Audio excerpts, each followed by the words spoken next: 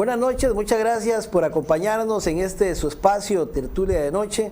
Gracias también para quienes nos siguen a través de nuestra página de Facebook, TV Norte, canal 14 y 16, y también en nuestra página de YouTube, Tertulia de Noche.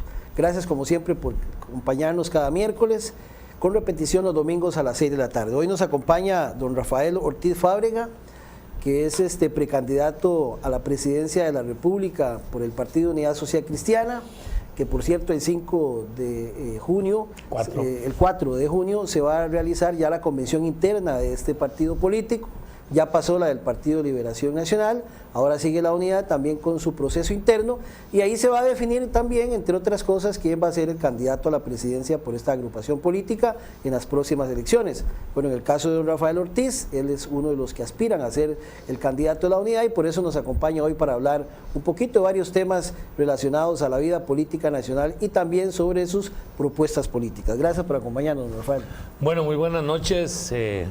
Álvaro, muchas gracias aquí por la oportunidad y también pues a través de tu programa poder compartir con todos los amigos de la zona norte y intercambiar opiniones efectivamente de cara al próximo 4 de junio, donde vamos a elegir el candidato de nuestro partido.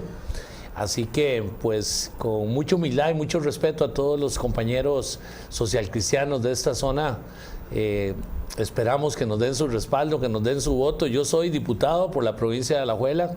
Hemos estado muy de cerca trabajando aquí durante estos años también en muchos temas de la zona de San Carlos, con lo del hospital, con la carretera. Hemos estado muy de cerca con doña Patricia Romero y todo su grupo. Y es una zona importantísima, no de la provincia, del país, que sin duda alguna tiene que ser un eje es un polo de desarrollo que tenemos que lograr que genere, darle las condiciones para que sea algo todavía exponencial. San Carlos tiene mucho que darle al país, y el país sobre todo también a esta zona tan rica, no solo en recursos naturales, sino que de gente, de emprendedores que vinieron aquí, como hablábamos antes de comenzar el programa, a generar, a buscar oportunidades, a criar, a abrir montaña, ¿verdad? Así que les tengo un gran respeto, una gran admiración, porque eso se siente aquí, el emprendedurismo y el afán de superación que tiene la gente en San Carlos. Rafael, hablemos de lo reciente, que es la elección del directorio político de la Asamblea. Usted fue presidente del Congreso, hay mucho comentario en diferentes redes sociales y también en diferentes medios sobre la llegada del Partido Renovación Costarricense a la presidencia de la Asamblea, lo cual consideran para algunos que por ser un pastor evangélico, e incluso lo mencionan en sus cuestionamientos, eso no va a ayudar al país a salir adelante. ¿Cómo le fue a usted el 1 de mayo? ¿Por quién votó? ¿Y cómo ve usted esa elección de ese directorio? Usted que estuvo ahí. Sí, como usted bien dice, yo fui electo hace 2 años, el 1 de mayo del 2015, una alianza que nos dio su voto, en la cual la integraba también este partido, el Partido de Renovación, y en el caso nuestro teníamos ese compromiso de que este año iba a ser un candidato de uno de los grupos minoritarios del Congreso, y sobre esa base pues nosotros le dimos el apoyo. Habíamos intentado, digamos, había un compañero de nuestra fracción, el compañero Gerardo Vargas, que estuvo postulando su nombre, pero ese día a la mañana del 1 de mayo me informó que no había logrado conseguir, digamos, el apoyo de la alianza y entiendo que de los otros partidos. Entonces, aunque existía un poco ese compromiso, pues si hubiéramos logrado, digamos, que fuera un compañero nuestro y que la alianza le diera esa oportunidad, pues hubiéramos estado muy contentos.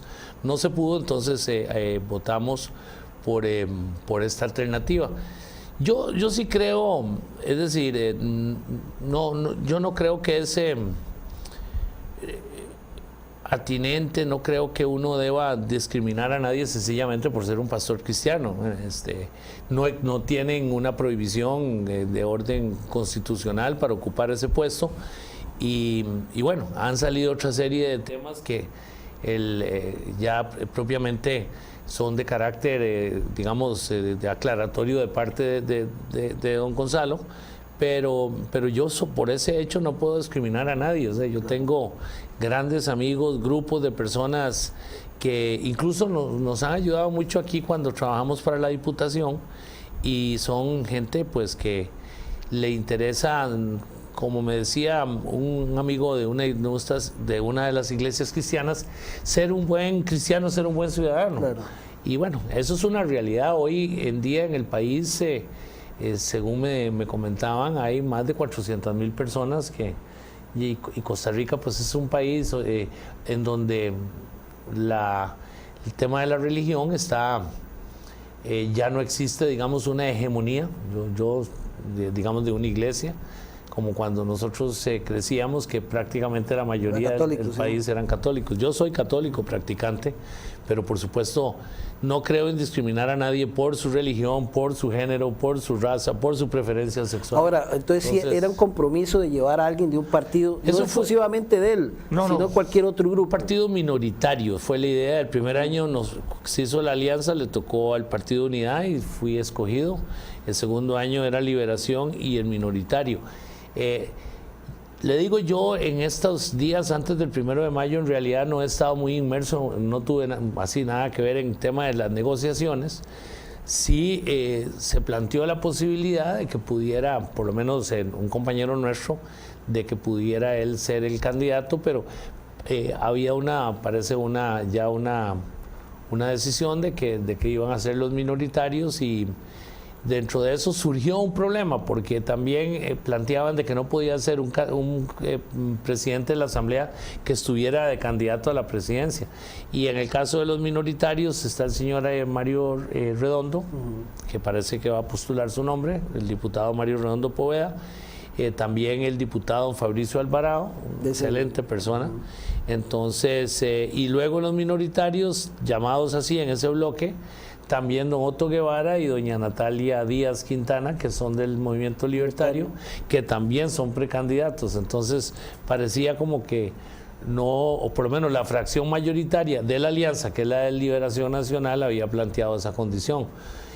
Por ahí algunos entonces dicen que esa fue una razón que se favoreció al diputado Gonzalo Ramírez, pero bueno, ellos tenían esa posición y son la fracción que pone más votos, ¿verdad? Y así se inclinaron por una persona que no fuera precandidato. Entonces, ahí es donde nosotros sí pensamos de que había una buena posibilidad, si había esa situación, que se replanteara que no fuera un minoritario y que pudiera ser alguien de nuestro partido, en este caso el diputado don Gerardo Vargas, pero bueno, no se logró, digamos, romper ese compromiso y entonces pues yo sí me sentía que debía cumplir con las personas que nos dieron este apoyo.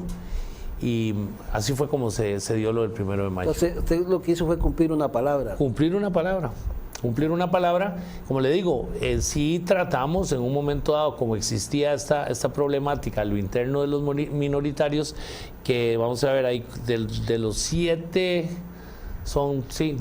minoritarios, prácticamente hay 4 o 5 que están de precandidatos. Entonces, al presentarse ese conflicto, pues había una oportunidad de que lo asumiera alguien de otro partido. En este caso, pues nosotros considerábamos que podía haber sido de la Unidad, pero repito, no hubo, digamos, una disposición a cambiar ese criterio de parte de la fracción mayoritaria de la alianza, que es el del Partido de Liberación, y bueno, se fragmentó mucho. En realidad el tema de la escogencia del candidato, del presidente de la Asamblea Legislativa, y yo pues mi posición fue, bueno, en estas circunstancias voy a cumplir con nuestro compromiso.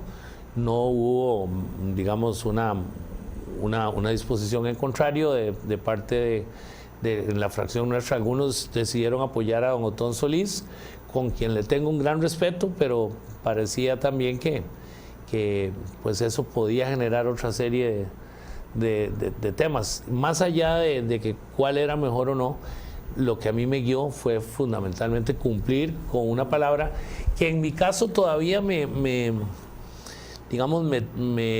amarraba más, porque yo fui el que resultó electo, ¿verdad? Entonces, pues lo educan a uno para cumplir con la palabra. Ahora, hay una serie de temas que para algunos, con la llegada de Gonzalo a la presidencia, se quedan. Yo no sé si el hecho también de empeñar la palabra y cumplirla,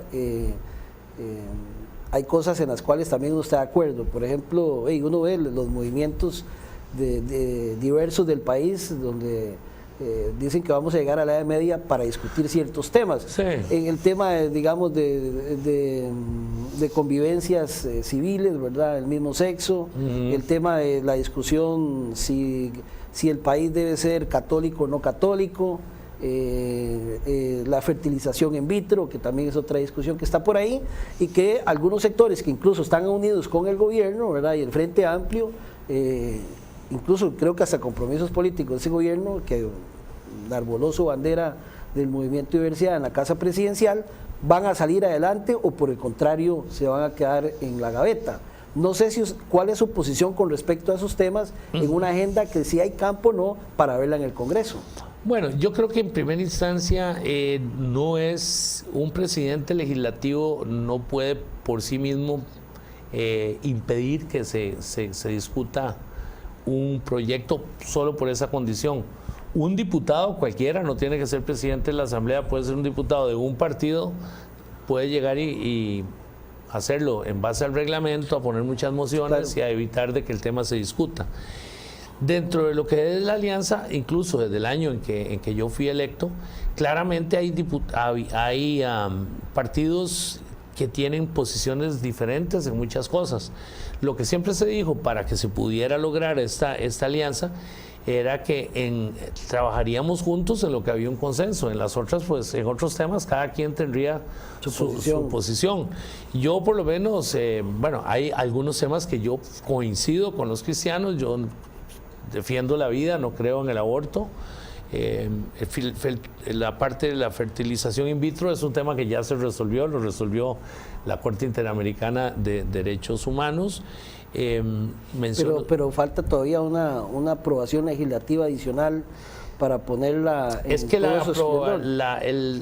hay una resolución de la Corte Interamericana y un reglamento. Más bien, lo que algunos pensarían o decían que se podía generar era una ley que fuera más restrictiva que este reglamento. Yo creo que eso no va a pasar. Creo que eso es un tema resuelto. Sí, Mario Redondo ha estado encima de ese pero tema. Bueno, yo no aprobaría, no daría mi voto, quiero serle muy claro, en alguna ley que vaya a desmerecer lo que ya se avanzó en ese campo. Esa es mi opinión y no creo que eso tenga ninguna posibilidad. Eso para mí es un tema, ahí no habría, digamos, ni de lejos 38 votos para aprobar algo de eso. Eso ya podrá ser un punto de vista. En las sociedades de convivencia yo difiero, digamos, de eso. Yo sí creo que personas del mismo sexo tienen, comparto lo del matrimonio del mismo sexo, pero sí que tengan los derechos civiles, que una persona, algunos de ellos que ya de hecho se han dado, puedan visitar en un hospital, en fin, hay otras cosas en las que no debe haber ninguna discriminación y eso es una realidad. Yo creo que esos son temas que uno debe respetar y en los cuales siento que no por el hecho de que esté don Gonzalo en la presidencia de la Asamblea Legislativa pueda impedirlos de lo que se quiera promover. Aparte que esos temas un poco complicados en un año como estos, estando él o estando cualquier otro, difícilmente son cosas que tal vez vayan a tener ninguna viabilidad de entrar a la discusión legislativa. Por lo que él me habló, él me dijo, yo tengo mi posición en esto, yo no lo voy a usar y creo que así lo ha dicho para digamos, de ninguna forma tratar de impedir discusiones de este tipo. Más bien su objetivo es tratar de lograr más bien servir como un puente. Me preguntó, me pidió algunos consejos, le digo, aquí uno llega por un partido, uno es diputado de un partido, por supuesto uno tiene sus ideas, pero una posición de esas tiene uno que tratar de abstraerse un tanto de eso y nunca favorecer o ser parcializarse hacia situaciones que al final lo que hacen repercuten en que no pueda uno tener un buen ambiente para que las cosas avancen, máxime en un año electoral, ¿verdad? Que es todavía más difícil. Ahora, en ese año electoral que hay, no sé si en la historia han habido tantos aspirantes a la presidencia en la Asamblea como ahora. Probablemente no. Que casi la mayoría aspiran. ¿Cuál va a ser la agenda de discusión? Porque siempre que uno escucha al presidente después de su comparecencia ante la Asamblea y viendo los retos, él sigue quejándose del tema financiero del país. Sí. Aunque él dice que como estamos ya el país va a reventar. Sea usted llega a ser presidente de la República, usted que está aspirando, o cualquier otro, hay que trabajar el tema fiscal. ¿Ese va a ser el único tema o usted cree que eso prospere viendo las diferentes perspectivas ideológicas o intereses propios que tengan los aspirantes a la presidencia, que eso se traslada indudablemente en las discusiones legislativas? Eso es un tema que el presidente lo ha planteado desde hace, incluso ese año cuando yo fui electo, lo mencionó en su discurso, lo mencionó el año anterior. Sí, la deuda interna va creciendo y el país no tiene plata. Creciendo. El déficit fiscal el año pasado se redujo, fue 5.2, en el año anterior habían dado más bien cerca de un 6. Sin embargo, la deuda va creciendo, que creo, según lo mencionó, estaba alrededor de un 45% del Producto Interno Bruto. Es decir, de lo que produce el país, casi la mitad lo vamos debiendo. Para que la gente lo entienda, es como una tarjeta de crédito en una deuda donde los intereses se siguen acumulando. Eso sí está pasando. Y eso es una realidad, según lo he analizado y con personas, con economistas, es un tema que probablemente se complicará mucho incluso el flujo en los fondos del gobierno en aproximadamente 2 años, donde tendremos donde la deuda sigue creciendo, es una bola de nieve y casi que el presupuesto hoy se destina aproximadamente un 35% a amortización e intereses. Al crecer la deuda, entonces del presupuesto cada vez va a ir consumiendo más y entonces ¿a dónde se recorta? Bueno, en otras necesidades. Eso a lo que él hace alusión. Es un tema que el país tiene que analizarlo. Nunca ha sido lindo hablar de impuestos y yo creo que hay muchas formas de ver cómo uno puede reducir o cómo uno puede atacar el faltante que el Estado tiene para manejar sus recursos. Me parece que en primera instancia, y el gobierno ahí lo ha anunciado el presidente como uno de sus logros, el ser más eficiente en el cobro de los impuestos. No todos aquí las personas pagan todo lo que deberían pagar. Claramente hay identificados sectores que no pagan bajo las leyes que ya existen. Se habla que incluso solo en el tema de elusión y evasión puede andar en un 7-8% del PIB, o sea, sobraría para pagar la deuda. Difícilmente, me han dicho los expertos, pues puede uno, digamos, cobrar toda esa totalidad, pero creo que eso es un esfuerzo que se tiene que seguir haciendo. Se han aprobado incluso leyes que le dan al gobierno mejores herramientas para ese cobro. Hay otro aspecto, el gasto. Bueno, ¿cómo podemos hacer más eficiente el gasto?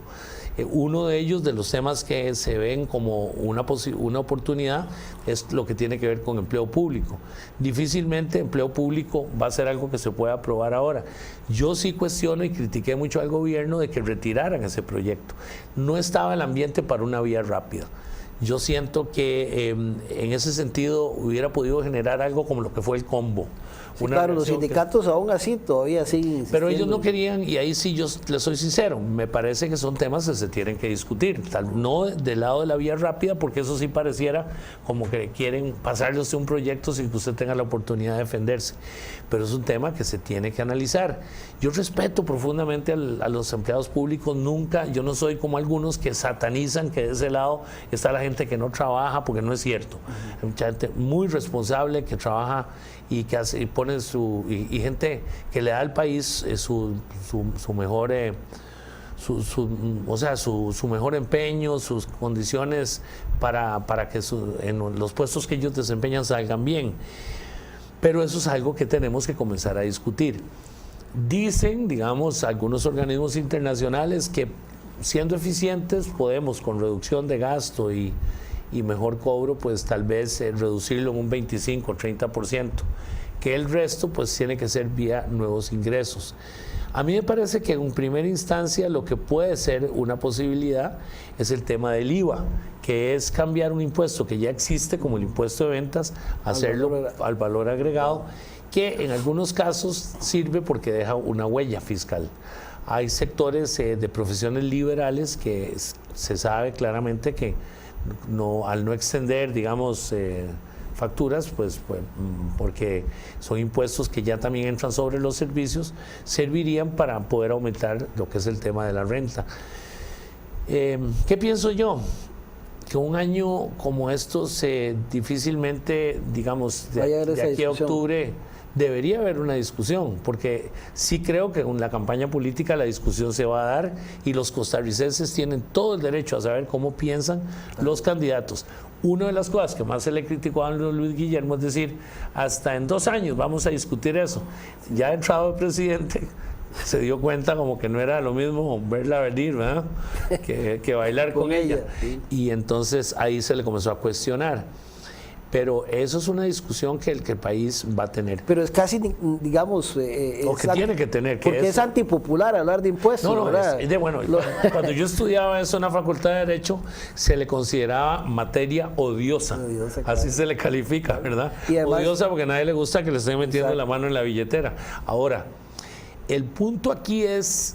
También para muchos miles de costarricenses, o no sé si una gran mayoría, eso que yo pago impuestos, pero ¿en qué se están usando? Se están usando en ciertos privilegios que no todos los tenemos, no me parece. Y ahí es donde yo sí creo. El tema de transparencia también. Transparencia y de equidad. Porque hay situaciones que se dan especialmente en instituciones descentralizadas, ¿verdad? Los famosos pluses o convenciones colectivas que otorgan privilegios que no tienen otros trabajadores. O los salarios de los gerentes de los bancos, por ejemplo, que mucha gente no le gusta cuando se habla de temas de empleo público, ¿verdad? Sí, pero los grandes jerarcas tienen salarios más altos que el presidente de Estados Unidos. 17 millones de pesos ganan. Ahora, otros dirán, bueno, lo que pasa es que yo manejo una institución que, digamos, el Banco Nacional, que es el banco más grande de Centroamérica. Entonces, si no pagamos esto, eso es lo que aparentemente ganan funcionarios en otros bancos privados. Eso es toda una discusión. Es como otro tema que yo siempre, por lo menos lo discutimos. Nosotros queremos tener buenos ministros, buenos viceministros, pero desde hace como unos 5 o 6 años, para evitar esa crítica, se congelaron los salarios. En la administración chinchilla. Se congelaron. Entonces hay muchas personas buenos profesionales que quizás no acceden a asumir puestos de ese tipo porque más si no tienen incluso años en la administración pública.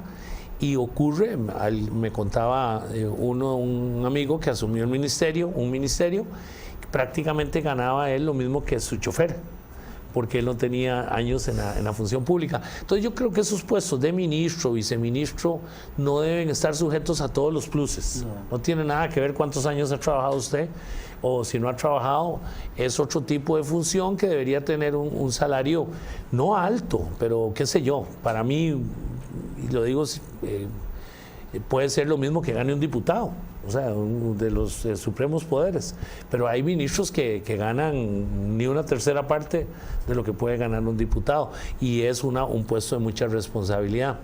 Entonces, lo que pasa es que hay temas que se satanizan, ¿verdad? Ahora, sí creo, como le digo, que no es una situación de la cual podamos nosotros rehuir. Eventualmente la situación se va si se quiere, a complicar, y tendremos que comenzar a discutir esto. En el ínterin me parece que el gobierno ha ido en esa dirección.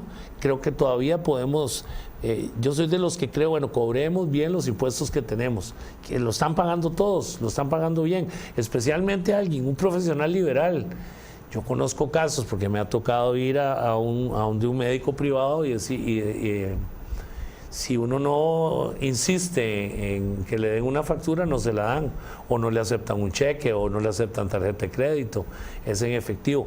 Eso tampoco está bien, ¿verdad? Porque una cosa es que uno cuestione si los gastos se están utilizando para bien de todos, otra cosa es que no cumplamos con nuestro deber, máxime si estamos devengando, si en el país tenemos una profesión que nos da muy buenos ingresos. Eso es algo en el que tenemos que entrar. Sí pienso que el tema de las convenciones colectivas, que no se puede reformar vía ley, vía Asamblea Legislativa, el presidente mencionó 2 o 3 casos, que algo se hizo, pero el país sí tiene que ir cada vez analizando más a fondo, digamos, estos privilegios y denunciando estas convenciones, no para quitarle ningún derecho, digamos, a los trabajadores de menores ingresos o trabajadores medios, pero por ejemplo en la Universidad de Costa Rica la convención colectiva hablaba de anualidades de un 3%, pero por un acuerdo del Consejo Universitario estaba llegando a 5.8%. Prácticamente, aunque no existiera inflación, el salario se aumentaba en una forma desmedida, y ahí tenemos situaciones que a nadie le gusta. Entonces yo creo que esto es un tema de equidad. Los trabajadores que tienen los salarios, que son la gran mayoría, que son salarios, que no son salarios altos, no podemos tocarles. Costa Rica es un país muy caro. Aquí no se trata que las clases, los funcionarios de menores ingresos paguen el déficit fiscal. Los que estamos obligados a cumplir con esas obligaciones son los que tenemos los salarios más altos. Ahora, hay otro tema. Algunos dicen, bueno, es que estamos pagando los impuestos los asalariados, los del sector privado. ¿Y qué pasa con los del sector público?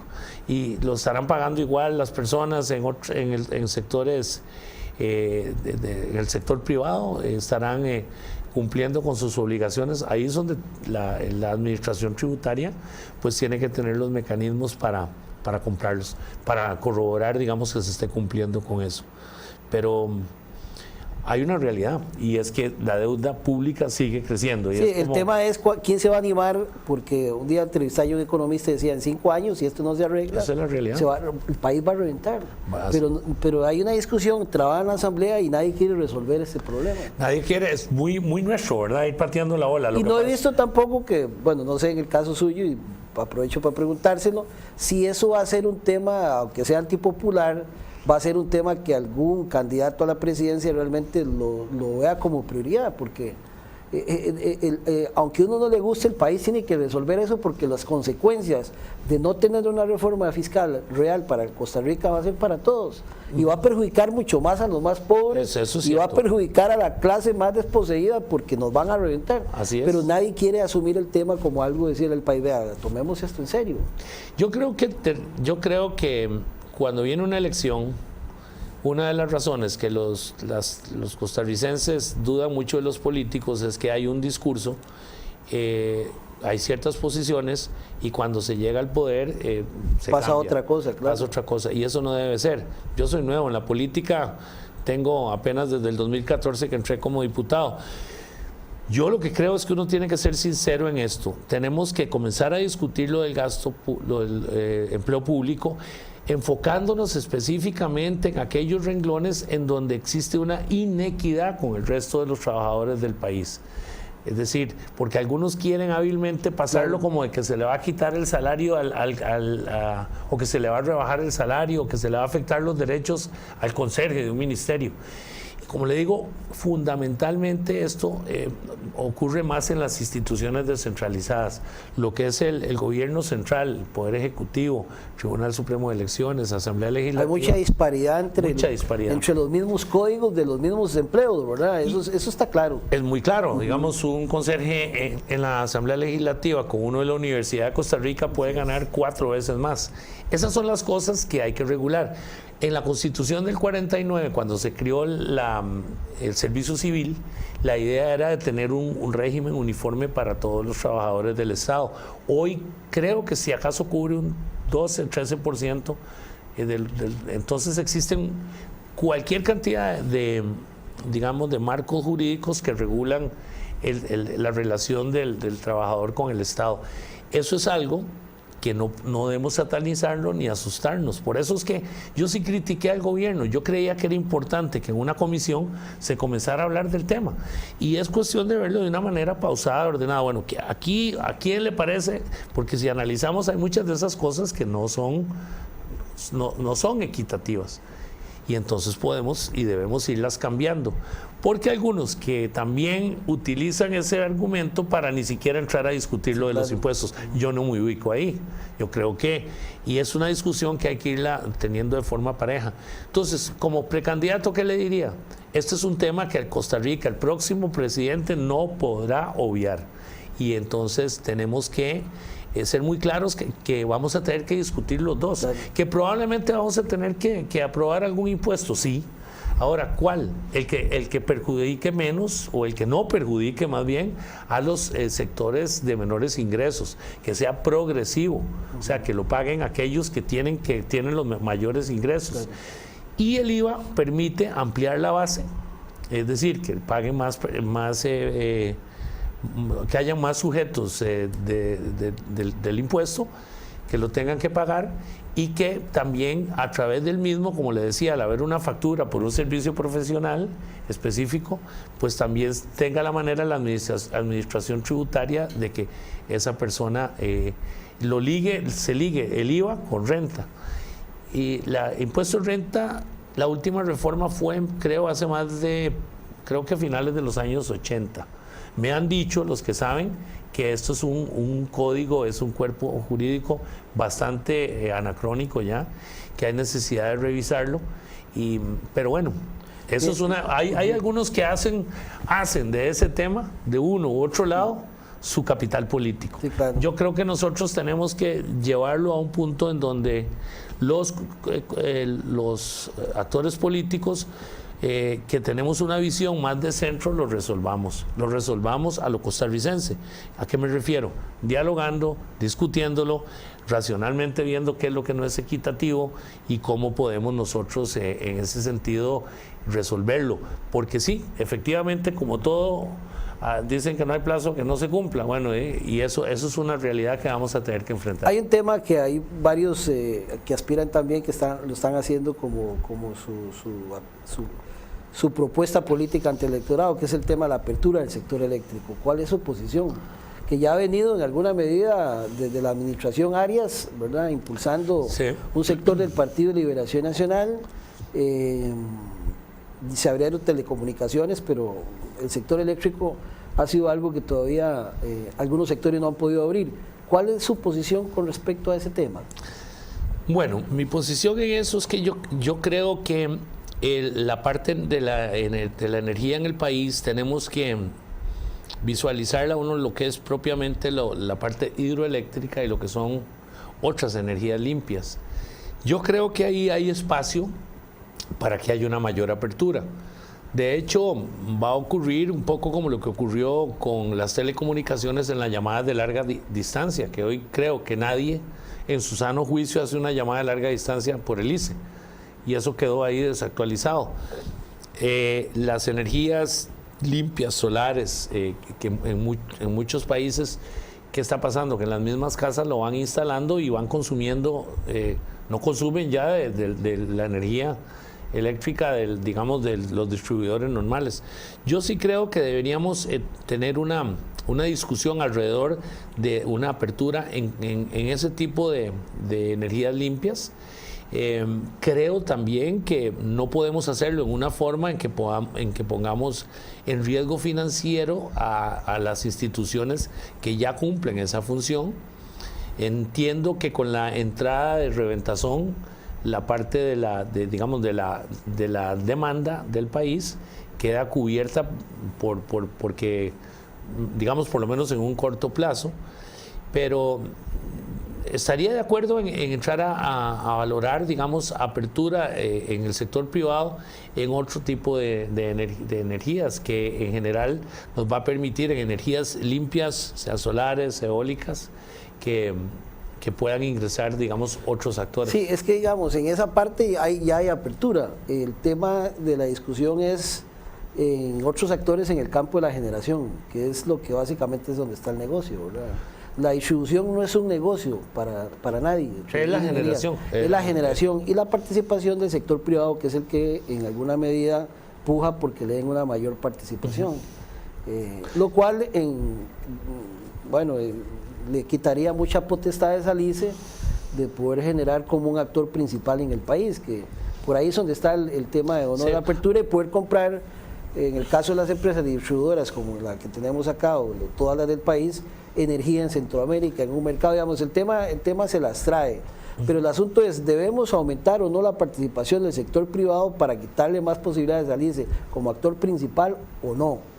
Digamos, en esa parte, ¿cuál es su criterio? No, en esa parte yo sí creo que tenemos que, yo estoy a favor de que haya una apertura, digamos, paulatina, que permita que no, digamos, lo que no debemos caer es en una situación en que lo hagamos en un mercado totalmente abierto en donde pondríamos en riesgo al ICE, pero hay una realidad. Desde el punto de vista de la competitividad del país, las tarifas eléctricas son altas para las industrias. Algunas de ellas dejan de instalarse en el país porque en otros países cercanos lo pueden hacer, tienen un costo de la energía mucho inferior. Y si eso nos permite la generación del sector privado incidir en la competitividad del país, me parece que yo sí estaría a favor. Creo que lo debemos hacer de una manera más escalonada, en el sentido de darle oportunidad a que estos actores puedan ingresar sin poner, digamos, sin hacerlo. Es que la propuesta, me parece, en el gobierno de don Oscar Arias era de un mercado totalmente abierto, que en principio suena como muy atractivo, ¿verdad?, de que lo podamos hacer de esa forma. Hay algunos experimentos en ese campo en el estado de California hace unos años donde más bien las tarifas se aumentaron más, porque ahí por los actores económicos algunos fueron logrando concentrar más la posibilidad de generación, se fueron generando prácticas otra vez monopolísticas, solo que no del lado estatal sino del lado privado, casi se mueven las fuerzas del mercado, que terminó siendo más bien una situación que trajo más bien inconvenientes a los mismos consumidores. Por eso sí creo en que debe haber esa apertura, pero debe ser de una manera en que debidamente hay un regulador, escalonada, porque ¿qué es lo positivo de los privados? Que lo pueden hacer probablemente con costos inferiores. El ICE está haciendo un gran esfuerzo, ha hecho una reducción, decía el presidente, de un 12% de su planilla. Pero sin embargo los costos de los proyectos son altísimos. Altísimos, y eso se traslada en tarifas. Y eso se traslada en tarifas, y eso es una realidad. Entonces, en última instancia, yo creo que cualquier institución de servicio público, su fin último y fundamental es darle el servicio de la mejor calidad en el menor precio a los consumidores. O sea, la economía existe para que las personas puedan tener disponible más ingresos para que lo puedan invertir en otras cosas, en mejorar su casa, en educación, en fin. Y no necesariamente, pues sencillamente para engrosar los ingresos de una entidad estatal que tal vez no lo está haciendo de una manera eficiente, porque no sé, cifras van o vienen, pero en algunos casos el costo de construcción en el ICE versus un privado, usted me corrige, estoy equivocado, pero a veces es hasta el doble, ¿verdad? Sí. Lo cual no es justo. ¿Para quién? Para los que todos los meses tenemos que pagar la electricidad, para el que tiene una pulpería, para el que tiene un supermercado, que tiene ahí los refrescos y tiene que estar pagando ahí lo que es la energía eléctrica, o para la señora que tiene una pequeña fábrica o hace repostería. Todo eso incide y golpea a todas las personas. ¿Usted cree que la actitud del presidente con decir desde un principio no va más aumentos de tarifas eléctricas ha sido un tema de responsabilidad con el país? Lo que dijo en un inicio. Y que no ha hecho, digamos, a nadie le han aumentado tarifas. Ha habido mucha presión también del sector empresarial para que eso ocurra. ¿Usted cree que eso es actuar de una manera responsable o no? Bueno, yo creo que las tarifas es una realidad que son muy altas en comparación con otros países, pero el punto aquí es ser irresponsable sería si al sostenerlas eventualmente esa burbuja revienta. Lo que habría que hacer es, en el tanto se sostienen, pues tomar las medidas para que las causas que hacen que las tarifas se incrementen no vengan a incidir posteriormente. La parte que yo veo fundamentalmente aquí es si eso es económicamente viable, pues es responsable. Si se están escondiendo y se está dejando para que una futura administración tenga que llegar a abrir los libros y darse cuenta que con esto más bien se está poniendo en riesgo la situación financiera de estas instituciones, pues ahí sí sería muy irresponsable. Entiendo que no es el caso, por lo cual me parece que pues que no lo podemos tildar de irresponsable hasta que me demuestren lo contrario. Claro. Sí, el problema de eso es que, digamos, en Argentina pasó lo mismo y con la llegada de Macri al poder, las empresas no siguieron teniendo tarifas correctamente, pero hay un deterioro en sí de todos los sistemas eléctricos del país. En reinversión y eso. Porque, digamos, el servicio es al costo y usted lo que le dan es un 10% para rédito de inversión. Al no tener eso, por muchos años usted se va comiendo su propio sistema. El asunto es que cuando llega Macri al poder en Argentina, para poder llegar a poner a tope uno de los sistemas, la luz aumenta un 167%, lo cual perjudica a los sectores, digamos, más desposeídos. Y a las empresas. Es lo que, por supuesto, lo que uno, digamos, en este caso ve. Y me parece también que a veces se exagera un poco en decir que la tarifa en Costa Rica es cara. Si bien es cierto, los proyectos hidroeléctricos del ICE son caros y podrían ser más eficientes todavía, desglosando quizás un poco más, quitándole grasa al ICE, tenemos una realidad en Costa Rica que a veces no pasa, que pasa en Costa Rica y que pasa en Centroamérica, que es que, por ejemplo, en Honduras se subvenciona la electricidad. Entonces, si con $500,000 o $5 millones que usted subvencione la electricidad en un país, usted le quita esa plata a otros sectores. En Costa Rica eso no ocurre. Entonces hay un tema ahí que analizar, por eso le digo, y es una discusión que se va a dar en la próxima elección. El país tendrá que tomar una decisión si abre o no abre el mercado. El mercado. El abrirlo permitiría, en buena teoría económica, pensar que al estar en una situación de mayor competitividad, los actores que lo generan, pues tienen que buscar las formas de ser más eficientes en un régimen de mayor competencia, según la teoría económica, porque si usted y yo estamos compitiendo, pues tenemos que ver dónde lo hacemos de una manera más eficiente, sabiendo que tenemos que reinvertir. Eso es lo positivo. Lo que pasa es que yo creo que nada más como un punto de reflexión, hay muchas instituciones, hay muchas situaciones en el país que por muchos años nos sirvieron y han sido muy eficientes y las hemos querido mucho. Hay que cambiar, claro. Pero exactamente, las cosas no permanecen inertes, no permanecen... el mundo cambia, las condiciones económicas, el país crece y entonces requiere nuevos enfoques. Entonces creo que tenemos que adaptar a esas instituciones a los nuevos retos, claro.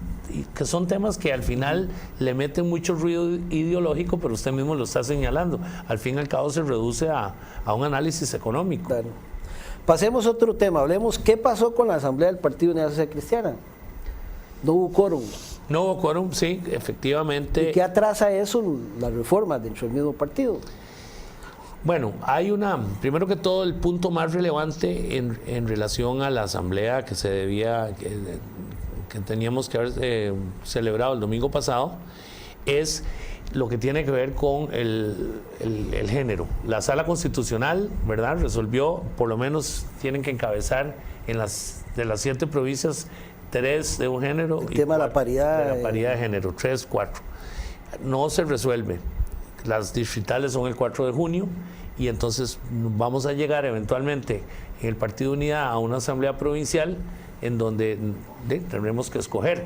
Algunos han planteado que después de la convención tendremos una asamblea nacional para resolver eso. El problema es que resolver un tema cuando ya las personas están electas, ya cuando empezó, digamos, es como que comienza Ahora, el sector de su contendor, PISA, no llegó. ¿Cuál es el interés de ellos de que eso no se hubiera arreglado? El interés de ellos, me parece, es que no estaban de acuerdo con la propuesta nuestra, que sencillamente era someterlo a una rifa, por cierto, como lo hizo el Frente Amplio, que era la manera más transparente.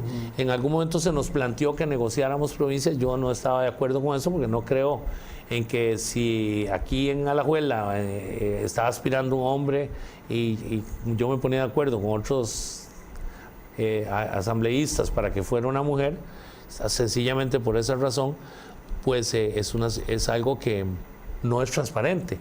Yo creo que la intención de ellos es que manejan ofertas, propuestas en diferentes provincias que de no salir como ellos ya lo tenían encauzado, pues podía ser que la persona que estaba manejándoles esa provincia, vamos a poner el caso, se dice que en Cartago ellos tienen interés en una mujer que encabece, pero si la rifa salía que iba a ser un hombre en Cartago, esa señora se podía, podía decir, bueno, ya no me interesa un segundo lugar, no voy a trabajar. Entonces, la razón es una razón práctica. Hay personas en diferentes provincias que tienen esa aspiración y de antemano resolverles que no podían encabezar, pues iba a ser contrario a que les ayuden, que les trabajen, digamos, también para la convención. Tal vez ya habían puestos comprometidos de antemano. No, pues comprometidos en el partido nuestro no lo hay porque es la Asamblea Provincial. Sí, lógico, pero digamos entusiasmados. Sí, conversados. Conversados. Bueno, aquí, digamos, en Guanacaste va a ser una mujer. Exacto. Sí. Y resulta que sale un hombre, la señora dice, no, yo ya en segundo lugar, pues trabajo, pero no voy a meterle tanto empeño, no voy a gastar tanta plata. Y eso es un punto que se tendrá que resolver después de la convención. Yo creo que eso puede generar conflictos en un partido político que los escogió, el Partido Republicano, hubo una apelación, tuvieron que celebrar. Pero bueno, si Asamblea. Pisa está contando con que él puede ganar el 4, me imagino que él está pensando en que puede llevar la mayoría. Pero lo cual es un poco peligroso. Pero todavía la Asamblea del 18 no hay una nueva Asamblea Nacional. En fin. Pueden haber todos esos cálculos, pero me parece a mí que más allá de quién puede ganar o no, yo creo que era un tema de transparencia, que se debía resolver de antes, que la gente supiera, que tuviera las reglas. Cuando comienzan todos estos cálculos, sabe lo que puede pasar y digamos que sí lo pudiera lograr. Y la gente que queda con un sinsabor sintiendo de que no se les dijo a tiempo cuáles eran esas expectativas, tendrán el mismo interés de colaborar y trabajar. Va a ser peor. Porque en el fondo lo que uno quiere es que la política se trata de sumar. La gente se siente a gusto cuando ve que las reglas son iguales para todos. Cuando usted siente, mira, aquí a mi contrincante se le favoreció un poco porque se le hizo el cachete, luego se tomó una decisión y no fue así conmigo. Tal vez usted va a decir, bueno, tal vez, bueno, y me quedo viendo por tele. Se va a sentir engañado. Se va a sentir engañado, se desmotiva a la gente que lo apoya. Y es una lástima porque nuestro partido, sin duda alguna, yo estoy convencido de eso, mi tendencia lo he visto en todo el país, mucha gente que ha estado en otros partidos o que no estaba participando o que fueron de la unidad y se fueron a la casa o se fueron a otro partido, se han venido integrando y entonces eso nos da una opción real de ganar una elección. Y para mí esa es la diferencia de nuestra propuesta con la que ellos tenían. Otra que no se resolvió ahí, que es una lástima, al ser una distrital, el reglamento establece que es de 9 de la mañana a 4 de la tarde. El comité ejecutivo proponía que fuera de 8 a 6. No se pudo cambiar eso. Van a ser menos horas, menos participación. Es mejor que haya más para que la gente tenga posibilidad. Más chance, ¿verdad? Y luego el tema de la militancia, relacionado con lo que hablábamos antes. Hoy en día, para usted ser electo, para ser propuesto en un puesto de elección popular, como digamos una diputación, se pide un mínimo de 2 años de militancia.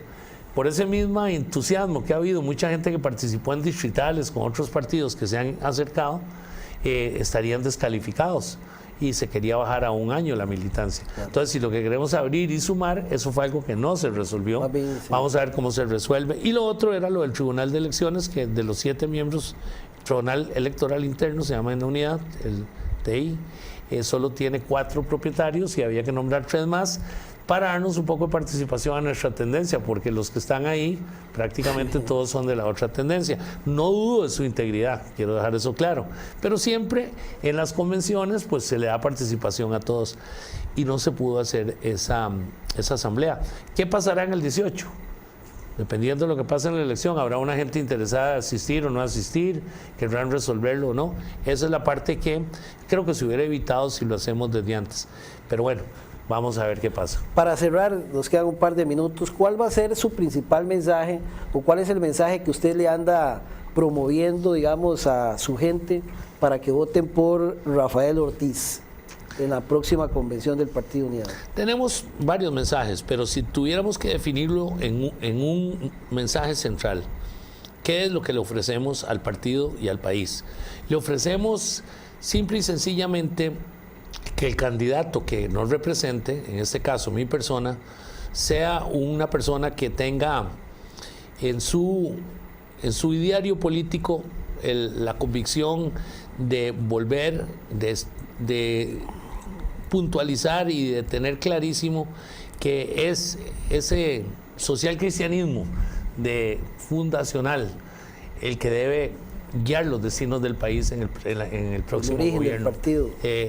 Yo soy una persona que tengo un gran entusiasmo por servirle a este país, que creo firmemente que podemos nosotros resolver muchos de los problemas que tenemos por delante, pero que más allá de pensar que en una sola fórmula, en una sola vía, el secreto que ha hecho que este país en sus grandes momentos sea diferente es cuando hemos entendido que el desarrollo económico debe venir acompañado siempre de un gran contenido social, de cómo nosotros le damos mejores condiciones a las personas que no han sido favorecidos con una profesión, con un buen empleo.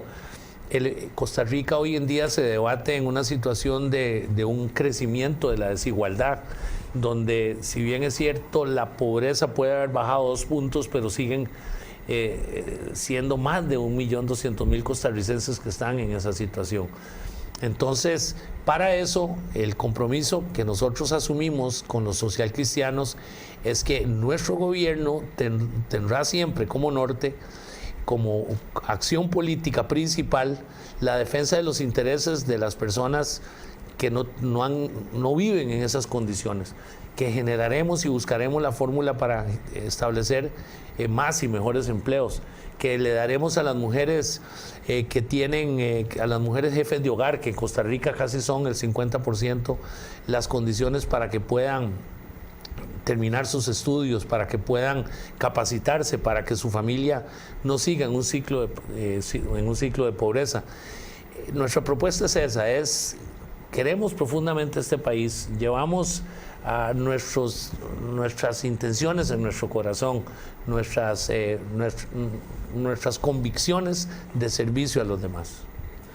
Bueno, y para eso tiene que haber reforma fiscal para que lo pueda lograr, porque el gobierno estaba rajando de que bajó 1 punto de la pobreza. ¿Sí? Guillermo dice que bajó, lo cual me parece.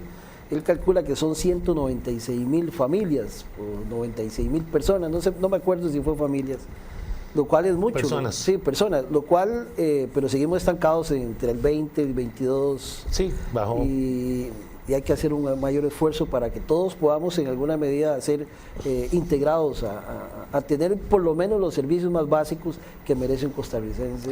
Un país como el nuestro, ¿verdad? Que siempre se ha caracterizado por ser un país muy solidario y equitativo en algunas cosas, ¿verdad?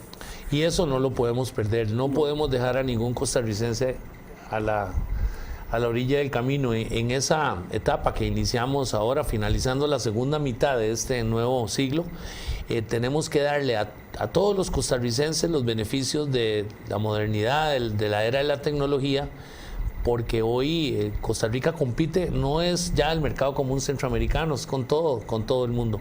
Y nuestro mayor recurso es el recurso humano, y nuestro mayor compromiso es mejorar las condiciones de todas las familias especialmente. ¿Y por qué digo las que están en una situación más vulnerable? Porque ahí es donde se requiere la inversión.